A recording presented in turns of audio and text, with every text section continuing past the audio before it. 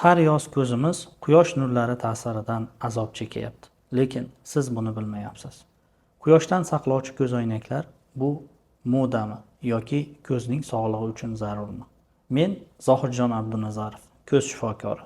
Bugungi videomizda bu haqda to'xtalib o'tamiz. Video boshida quyoshdan saqlovchi ko'zoynaklar tasodifiy paydo bo'lganmi yoki bular yaratilganmi? Shu haqda to'xtalib o'tamiz.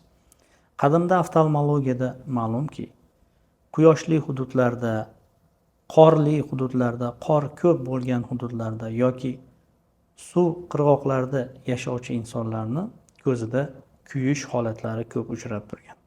Bu quyosh nurlarini qorda aks etishi yoki suvda aks etib ko'zga tushishi hisobiga ko'zning yuzasini kuydirgan. Tabiiyki, bu insonlar bundan himoyalanish uchun maxsus vositalar yarata boshlagan. Keyinchalik esa bular hozirgi quyoshdan saqlovchi ko'z oynaklarini yaratilishiga sabab bo'lgan. Quyosh nurlari tarkibidagi ultrabinafsha nurlar bu bizning ko'zimizning eng asosiy dushmani hisoblanadi. O'zbekiston sharoitida yoz kunlarida ultrabinafsha nurlarning indeksi 7, 8, 11 darajagacha oshib boradi. Bu esa ko'z sog'lig'i uchun xavfli daraja hisoblanadi. Quyosh nurlarining ta'sirida ko'zimizda bir necha o'nlab kasalliklar rivojlanishi mumkin. Bu haqda to'xtalib o'tamiz. Bularning birinchisi bu fotokeratit, ya'ni ko'z yuzasining quyosh nuri ta'sirida kuyishi. Bunda bemorlar yod tana hissi, qizarish, vaqtinchalik ko'rish darajasini pasayishiga shikoyat qiladi va bemorlarni o'z vaqtida to'g'ri davolansa, ko'p holatlarda to'liq sog'ayib ketadi. Ikkinchi kasalliklarimizdan biri bu juda ko'p uchrab turuvchi ko'z yuzasining et o'sish kasalligi, ya'ni pitiryum. Buning asosiy sababi esa quyoshning ultrabinafsha nurlarini ko'z yuzasini ta'sirlashi hisobiga kelib chiqadi. Bu kasallik kosmetik noqulaylik, ko'zda yod tana hissi, qizarish belgilari bilan namoyon bo'ladi va uzoq vaqt davomida davo chorasi ko'rilmasa, ko'zning ko'rish darajasini pasayishiga ham olib keladi. Va bu kasallikning to'liq davosi xirurgiya, ya'ni operatsiya yo'li bilan. Ko'zning ultrabinafsha nurlari ta'sirida kelib chiqishi mumkin bo'lgan uchinchi kasalligimiz bu katarakta kasalligi, ya'ni ko'z gavharining xiralashishi. Hozirgi kunda 60 yoshdan oshgan bemorlarning deyarli 90% da katarakta kasalligi mavjud.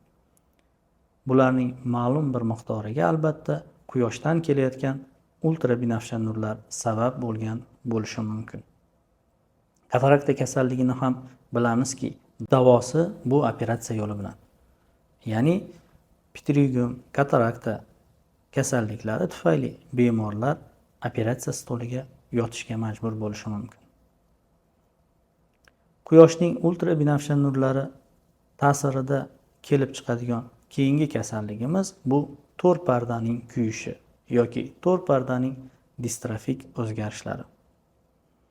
Bu ko'p holatlarda ko'zning ko'rishini qaytmas darajada pasaytirib yuborishi mumkin. Ya'ni bu kasalliklarda ko'rish darajamiz pasayadi va uni qayta tiklab bo'lmaydi. Asosiy sababi esa quyoshdan kelayotgan ultrabinafsha nurlar va uning ta'sirida ko'zning to'r pardasini kuyishi hisoblanadi. Yuqorida sanab o'tilgan kasalliklardan ko'rinib turibdiki, quyosh nurlari ko'zimizda jiddiy kasalliklarni keltirib chiqarishi mumkin. Bundan saqlanishning yagona yo'li esa bu quyoshdan saqlovchi ko'z oynaklarini taqib yurish hisoblanadi. O'zbekiston sharoitida quyoshdan saqlovchi ko'z oynaklarini taqib yurishimiz shart. Bunga sabab qilib bizning iqlimda yiliga 250-300 kun mobaynida quyoshli kunlar hisoblanadi.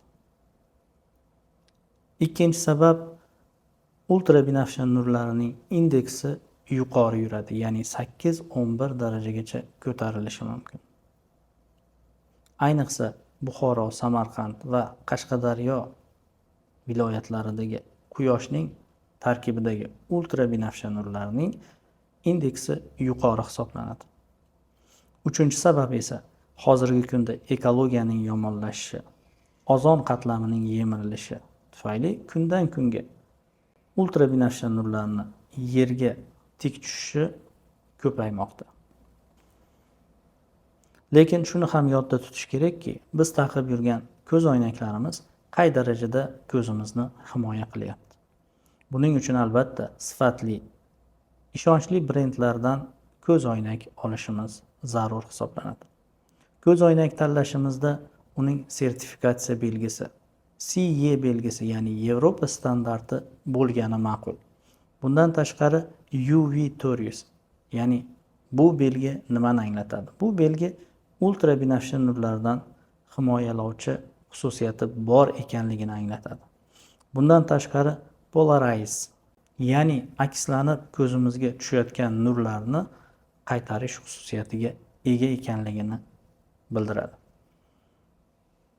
Sizning tanlayotgan sifatli ko'zoynagingiz bu ko'zingizning sog'lig'i uchun muhim hisoblanadi.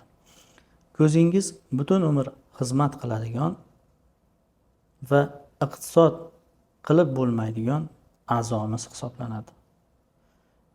Ko'zoynak uchun qilgan kichik investitsiya bu ko'zga bo'lgan katta xavfni oldini oladi. O'zbekiston quyoshi bu biz uchun ne'mat, lekin ko'zimiz uchun bu xavf hisoblanadi. O'zingizni, sog'lig'ingizni, ko'zingizni asrang va quyoshdan saqlovchi ko'zoynaklarni bugundan sifatlisini olib taqishni boshlang. Kanalimizni kuzatib boring. Siz uchun foydali bo'lgan ma'lumotlar berib borishda davom etamiz.